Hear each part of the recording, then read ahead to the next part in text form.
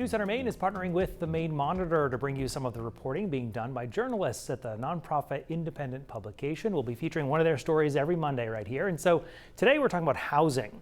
In September, Maine will end a transitional housing program for asylum seekers. And while leaders for local organizations say the number of asylum seekers has gone down, they're still worried that these cuts will have a big impact. Here to talk about this topic is Stacy Zhang, a reporter from the Maine-Monitor. Thanks for being here to talk about this. Thank you for inviting me here. So let's first talk about, so we have an understanding of the programs that are provided through this. Yeah. So the transitional housing program provides temporary housing and food for asylum seekers. And they also provide a lot of the services that are specific to their needs, including assistance for finding jobs and securing rental housing, legal assistance sometimes. So a lot of these services that are addressing their needs.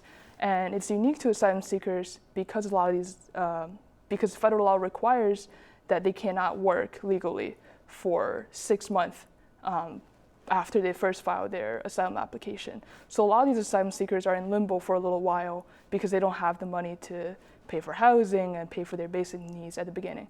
And these two facilities in South Portland and Saco, who are part of this transitional housing program, were able to provide a lot of that.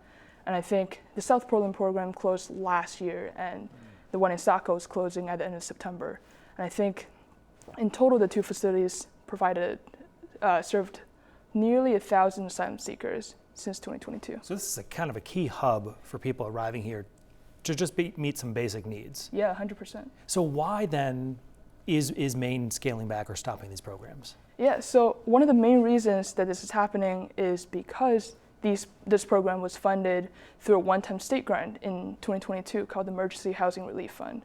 And this funding was provided at the tail end of the pandemic to address a lot of the housing crisis and homelessness in Maine. It was also responding to a major federal funding cuts for rental assistance. And so because that money is expiring, the state legislature will need to replenish those funds in order for the program to continue the leases and the contracts for those services. And the state legislature basically decided that they're not going to do that. And they've cited both budget constraints and fiscal decisions at a state level in Augusta, but also the decline numbers of arrivals of asylum seekers into Maine. Both change of the needs there.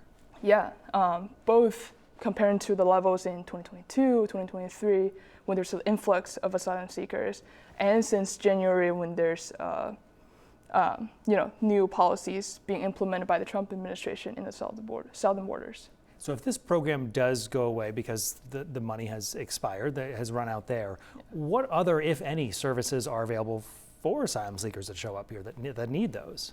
Yes, so there's in general not a lot of infrastructure built in place for asylum seekers in the state. And a lot of the resettlement programs we hear about often are for refugees and refugee resettlement programs that come with federal money. And the main funding available to asylum seekers is general assistance, which is funded both by the state and local municipalities to fulfill a lot of the needs, basic needs for people who live in Maine, which include asylum seekers.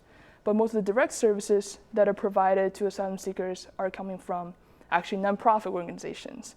For example, Hope Acts, which is an organization based in Portland, provide some housing and some walk-in services that are specifically helping asylum seekers.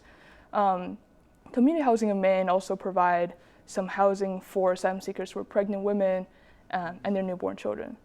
And so a lot of these resources are pretty scattered and limited, but they do exist. And asylum seekers often hear about these resources either through the General Assistance Office when they apply for that, or just from word of mouth in their local community. It always seems so layered and complicated when we are talking about the state money, federal money, programs ending. There's always a big shift there. Yeah. And you've been able to keep track of a lot of it for this storyline. We appreciate you coming in to talk about it. Just a little snippet, of course, of all your reporting. Yeah.